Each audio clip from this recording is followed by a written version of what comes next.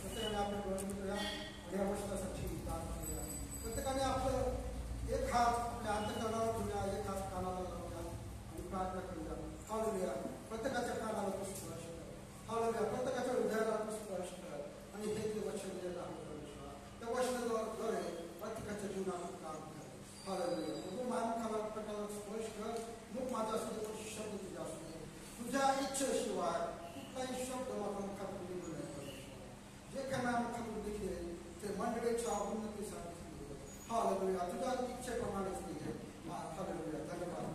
आता उणेपणा, दोष, अपराध, सर्व भाव, सर्व अशक्तपणा, कमजोरी, सर्व उणेपणा मी तुझ्या खाली झाकून टाकतो. माझा उणेपणा माझे बाप स्मरण करू लॉर्ड. धन्यवाद. वचन तू आशीर्वादाचं कर आणि वचनाद्वारे बाप्पा प्रत्येकाच्या जीवनात तू काम कर. हालेलुया. धन्यवाद. प्रार्थना तू नासरेत ख्रिस्ताच्या गोड पवित्र केली म्हणून नाम आमेन. आमेन. हालेलुया. आपण वाचून वचन आहे 8-12 वचन आणि आपण नवीन काळातून अनेक वेळा उपदेश वाचलेला आहे, ऐकलेला आहे. पण देवाने प्रेरणा दिलेली आहे की जुन्या काळातून उत्पत्तीच्या पुस्तकातून विशेषतः नोहाच्या जीवनातून आज आपल्याला काहीतरी शिकायचं आहे. हालेलुया. मराठी समजते ना? मराठी समजते. आणि नोहाच्या जीवनातून आपल्याला काहीतरी शिकायचं आहे. या उत्पत्तीच्या पुस्तकातून, या वचनातून आपल्याला काहीतरी शिकायचं आहे. हालेलुया. आणि मला तुम्हाला थोडक्यात सांगू द्या, या वचनात जाण्यापूर्वी जेव्हा परमेश्वराने मानवाची उत्पत्ती केली तेव्हा मानवाची संख्या वाढू लागली आणि नोहाच्या पिढीपर्यंत जवळपास 7-8 पिढ्या गेल्या असतील. नोहाच्या पिढीपर्यंत पुष्कळ मानवाची लोकसंख्या वाढलेली होती. आणि जसे मानवाची संख्या वाढत होती तसंच मानवाचे पाप देखील वाढत होते, दुष्टता देखील वाढत होती. आणि मग उत्पत्ती संवाद तुम्ही पाहू शकता की देवाने काय केलं. 40 दिवस 40 रात्री जगमाला आणला आणि पूर्ण मानव जातीचा नाश केला. पण त्याला एक अपवाद होता, नोहा. हालेलुया. तो धार्मिक व्यक्ती होता. आणि पुढे आपण या 8व्या अध्यायामध्ये येऊया. तिथं काय झालेलं आहे. पहिलं वचन माझा उत्पत्ती 8:1 मध्ये. उत्पत्ती 8.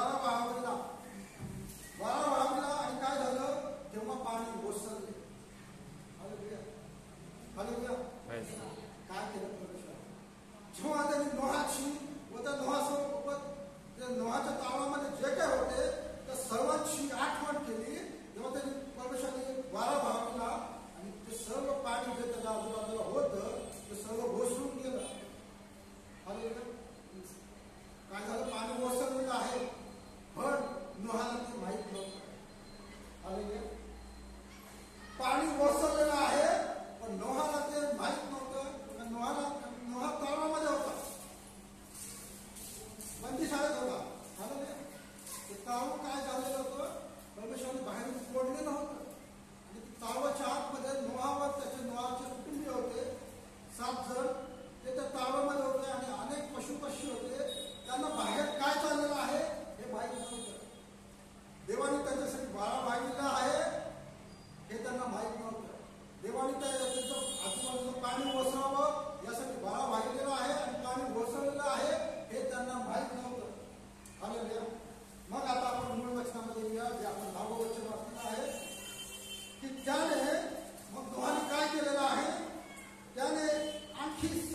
दिवस वाट पाहून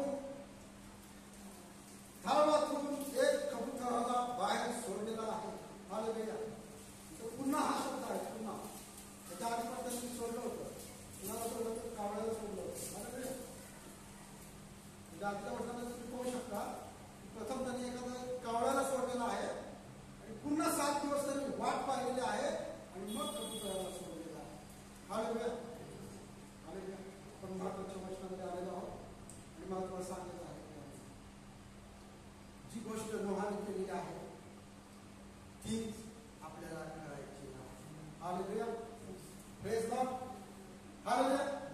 नोहाने काय केलेलं आहे? नोहाने 7 दिवस वाट पाहिलेली आहे. 7 दिवस काय केलेले आहे? 7 दिवस वाट पाहिलेली आहे आणि लगेच दुसऱ्या दिवशीच तिसऱ्या दिवशीच त्यांनी ऍक्शन घेतली नाही. काय शब्द आहे? नोहाने त्याने आणखी 7 दिवस वाट पाहिली. हालेलुया. 7च दिवस का दिलेला आहे? 7वा दिवस फार महत्वाचा आहे. हालेलुया. 7वा दिवस, 7वा दिवस माहिती आहे? Praise God. 7वा दिवस काय आहे? उत्पत्ती याचं पुस्तक 2रा अध्याय, उत्पत्ती 2रा अध्याय, त्यामध्ये दिलेला आहे 7 दिवसाविषयी. 2रा अध्याय 1 ते 3 वर्षात होता. त्याप्रमाणे आकाश व पृथ्वी आणि त्यातील सर्व वस्तूंकडे सिद्ध झाली. देवाने चालवलेले आपले काम 7व्या दिवशी समाप्त केले. चालवलेल्या सर्व कामापासून तो 7व्या दिवशी विश्राम पावला. देवाने 7वा दिवस आशीर्वाद देऊन पवित्र ठरविला, कारण सृष्टी निर्माण करण्याचे काम संपवून तो त्या दिवशी विश्राम पावला. हालेलुया. Praise God.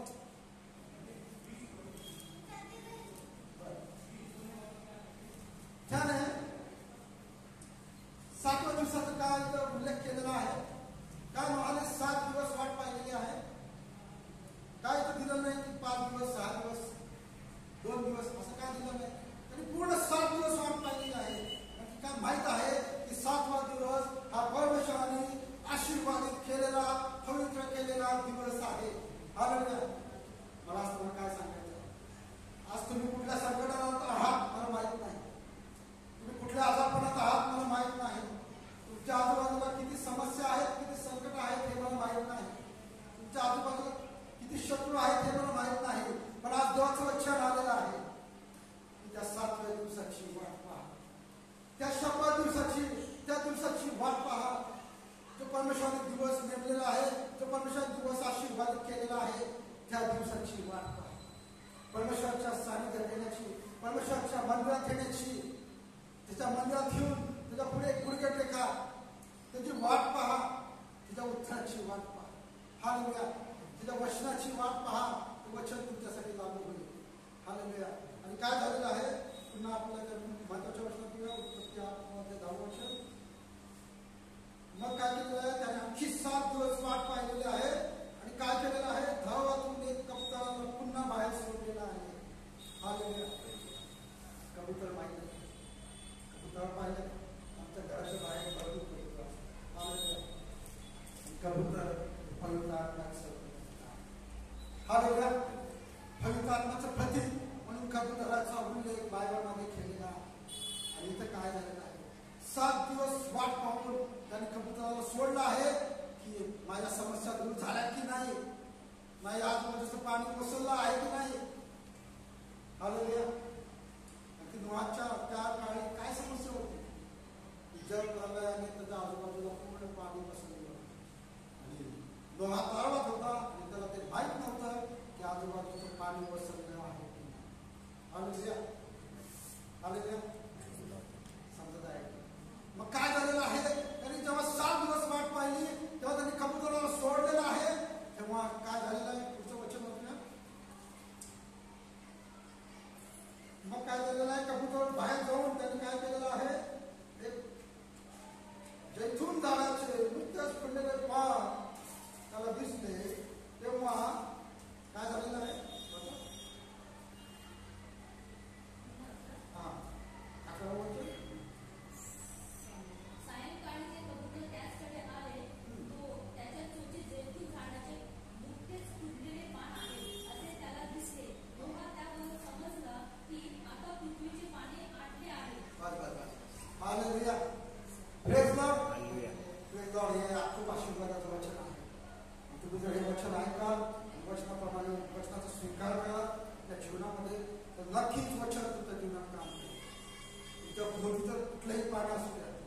कुठल्याही समस्या असू द्या, कुठलेही शत्रू असू द्या, कुठलेही आजारपण असू द्या, आज देवाचं वचन आलेलं आहे की जर तुम्ही आज 7 दिवस वाट पाहाल, देवाच्या 100 दिवसाची वाट पाहाल आणि परमेश्वराच्या मंदिरात येऊन प्रार्थनापूर्वक जर तुम्ही देवाच्या पुढे आपलं समर्पण कराल, प्रार्थना कराल, तेव्हा नक्की परमेश्वर कबूतराद्वारे तुमच्या समस्येचं उत्तर मिळेल.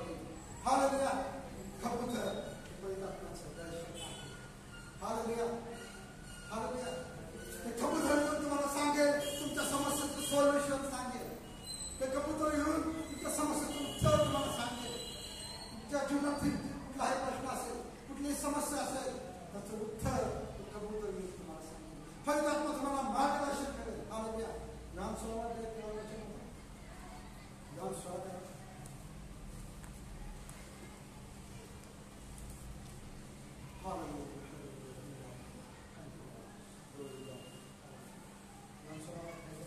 इवान सोडा.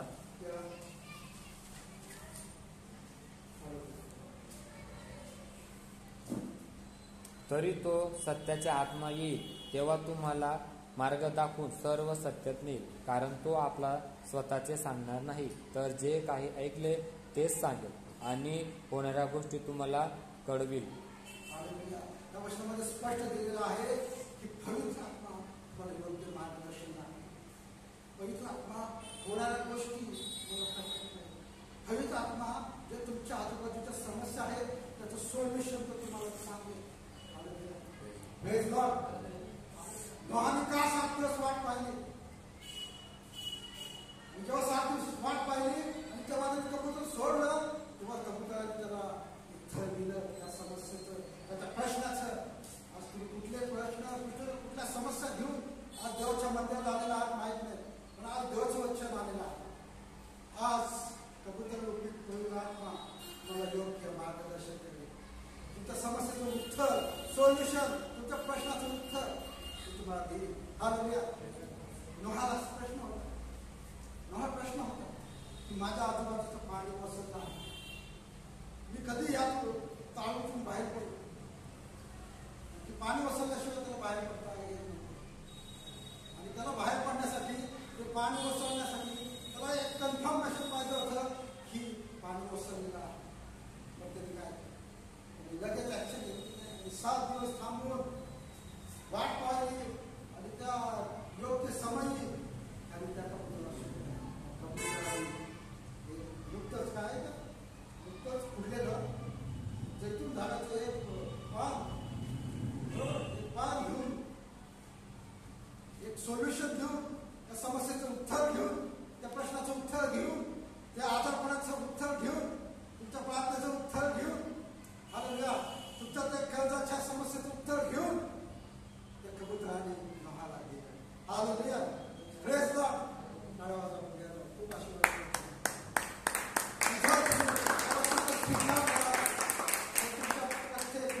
समस्येचं उत्तर आज पवित्र आत्मा तुम्हाला देईल.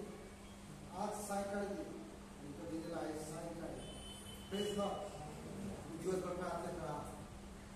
शक्य असेल तर गुडघ्या घ्या, शक्य असेल तर उपास करा, प्रार्थना घ्या.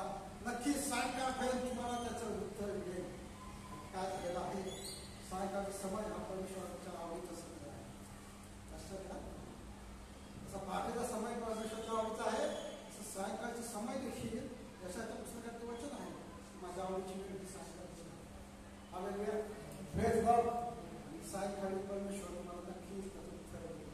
Praise God. त्यासाठी दिवसभर तुम्ही प्रार्थना राहिले, विश्वास ठेवा वचनावरती, गुडघ्यावर आले, पश्चाताप केला तर नक्कीच तुमच्या समस्येचं, प्रश्नाचं, सर्व चिंतेचं उत्तर परमेश्वर तुम्हाला पवित्र आत्म्याच्या मार्गदर्शनाच्या स्वरूपात देईल. हालेलुया.